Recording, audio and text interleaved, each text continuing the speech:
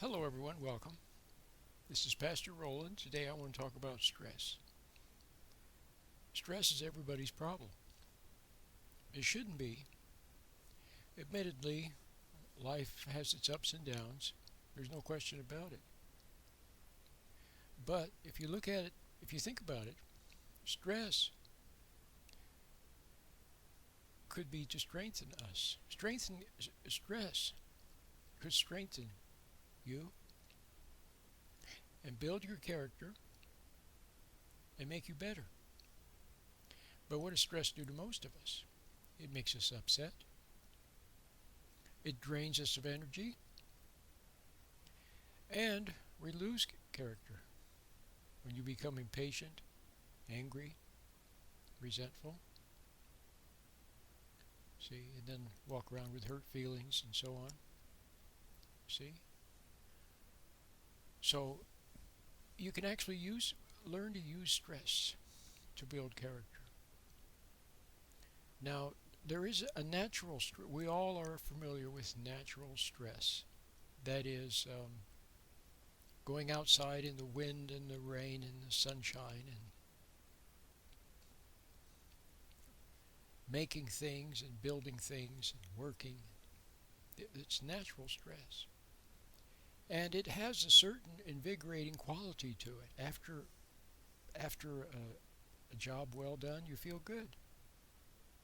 After you go and exercise, you feel better, right? If you have something to do and you've been putting it off and then finally you do it, afterwards you feel better. You see? Nevertheless, natural stress for we humans in our fallen condition does have a gradual draining effect. In other words, we use up our vital force, our life force. And after enough stresses, okay, we our batteries start to become drained as the years go by. But I don't want to talk so much about natural stress, even natural stress. See, even natural stress, I think, though there may be a small draining quality to a small draining, I still think that natural stress doesn't have to have a draining effect. See, a lot of time, if you look carefully at something that you consider to be stressful, what is part of the stress? Is it the actual thing that you have to do, the job you have to complete, or the assignment that you have to carry out, or the person you have to talk to, or the whatever it is, fixing the flat tire, or sweeping the floor, or cleaning the house, or whatever it is, or making dinner, or see, is that really the stress? No. What is it that seems to drain you? It's the upset. It's the anger. It's the resentment. See, that's what drains you. The hurt feelings. The thoughts like, why do I have to do this? And it's not my job. And everybody's taking advantage of me. And nobody appreciates me. See? Then you begin to feel stressed out by that and drained. Or it's the struggle. See, work could be done effort. Have you ever seen a good mechanic or a good carpenter, a good electrician? You watch them work. It's amazing. It's almost effortless. But most of us, when we're not at our job as a mechanic or an electrician, we do things with anger. We struggle with things. We pit our will against whatever it is and struggle. And that uses up energy. What could have been done easily, gracefully, with a masterly touch becomes draining when you struggle with it. Okay, so now I've dealt with natural stresses. But now, the main thing that I want to talk about is unnatural stress. Unnatural stress. Injustice. Cruelty. Confusion. Viciousness. Tease. See? People who say one thing but mean another. People who talk behind your back. People who falsely accuse you of something. People who blame you for something. People who judge you. See, before you even have a chance to do anything or say anything, you can see they're already judging you. Those are unnatural stresses. Not to mention just cruelty. See, cruel parent, cruel aunt, a cruel uncle, a cruel teacher, a cruel big brother, a cruel big sister. See, unnecessarily harsh. Those are stresses.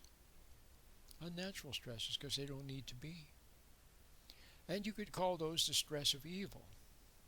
Now, the person who is stressing you may not be evil, although they're probably infected. See, they're the carrier of whatever was done to them. Now they turn around and do it to you. So they may not be evil, but they're acting out a programming. And the way they got that programming was through it being done to them and their improper reaction to it when it was done to them. So there they are, being cruel and unjust. See? Confusing, teasing you. You especially get a lot of that when we're kids, don't we? But then when we grow up, there's all kinds of injustices. All kinds of injustices all around you. I'm not going to go into any of the details of what they are. But it becomes increasingly difficult not to encounter injustice. And so you need to know how to deal with it properly. What most of us do is we overreact to it. We become upset. We feel drained. And then we hide in thinking, or we hide in video games or shopping or some kind of distraction. We hide, see, because we can't face the stress. It's too big to overcome, or even if it could be overcome, we don't know how, because it always defeats us. It always upsets us. See, it gets to you and then it keeps getting to you. So you have to learn how to seal yourself off from these stresses so you don't react to them. You have to find a way to see the stress, not hide from it, not pretend it doesn't exist. See, most people, they brush things under the carpet. They pretend they don't exist. They become engrossed in trivia or marijuana or alcohol or drugs or something like that to take away the awareness of what they don't want to face. See, and then eventually the stress, when it gets to you, it gets inside of you. The unnatural, the cruel, the evil stress, the wicked stress. Let's call it wickedness. Let's use the term wicked. Someone who's confusing for no reason. Someone who misinterprets what you say for no reason. Someone who teases you or puts you down for no reason. Someone who betrays you, who lies to you, betrays you, who you trusted and then they betray you. See? Someone who teases you. So you have to learn to seal them off. You have to be able to stare injustice to stare wickedness in the eye without flinching. To see it clearly, see that it's wrong, okay, but don't react to it. It's very important. See, when you think about the lion tamer, for example, the lion tamer cannot react to the lion.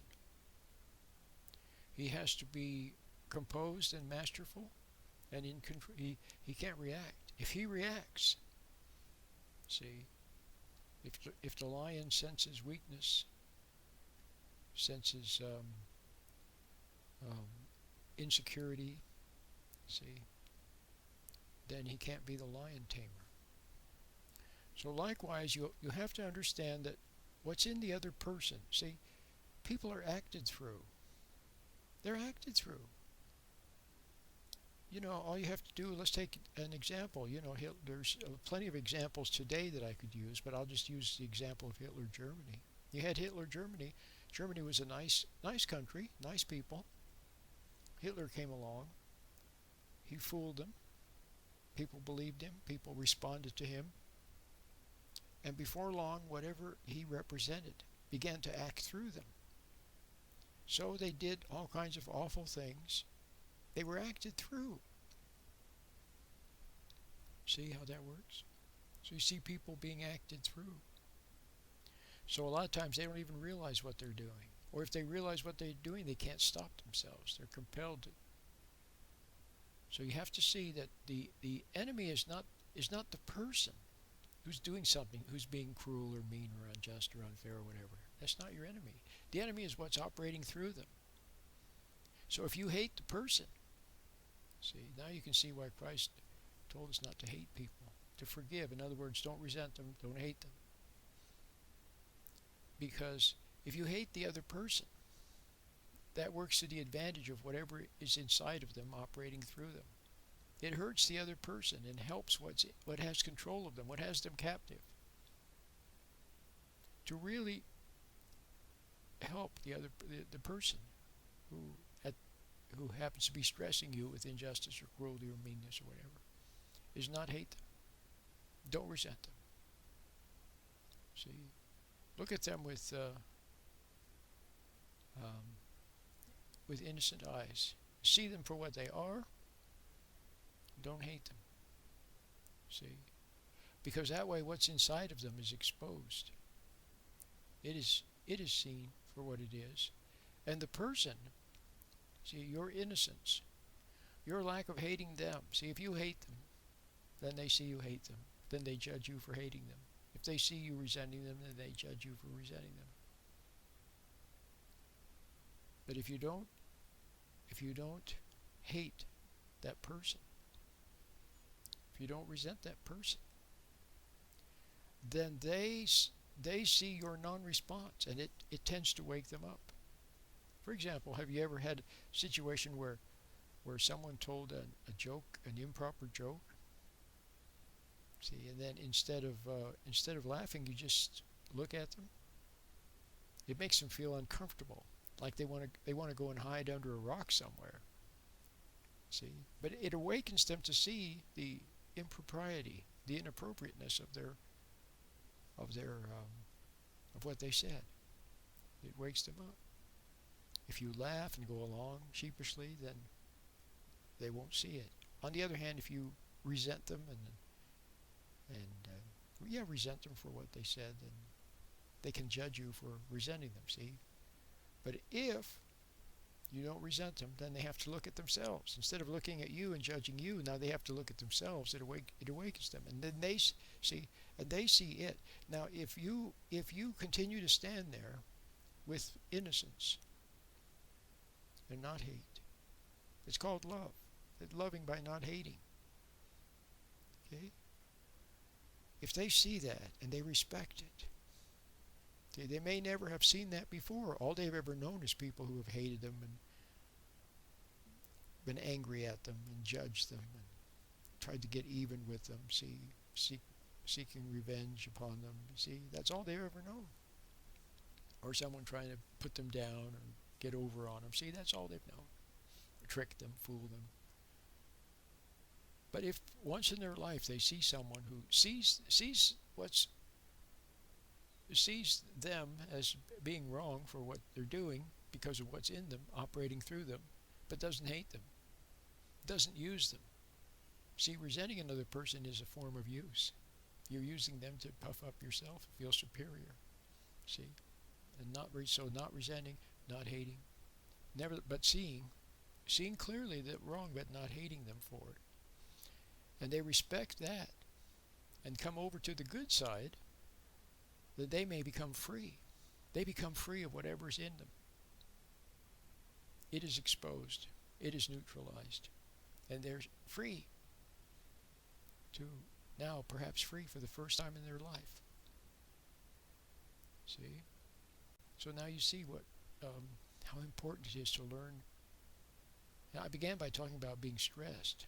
And I said that if you go around resenting and becoming angry and upset at whatever it is, whether it's your brother, your sister, your kid, your wife, traffic, your boss, your work, other people, what you see on the news, whatever it is, if you resent it, if you become upset by it, then you become drained and defeated by it. So you have to learn how to see, not hiding and pretending it doesn't exist, but seeing what the error, what's wrong, but not without reacting.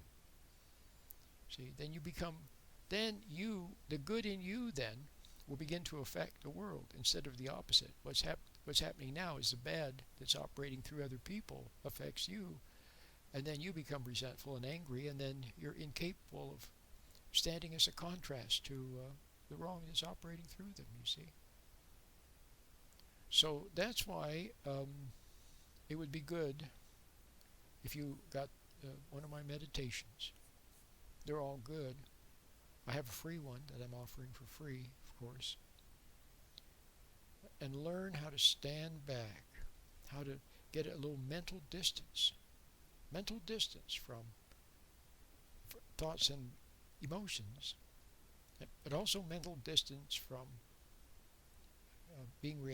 from what's happening in the world to which you are now too reactive. See, too reactive and then too involved in it. So you don't want to be involved in it. You want to see it, but not be involved, not pulled into it. It's like an argument. You know how people can pull you into an argument? What's the secret?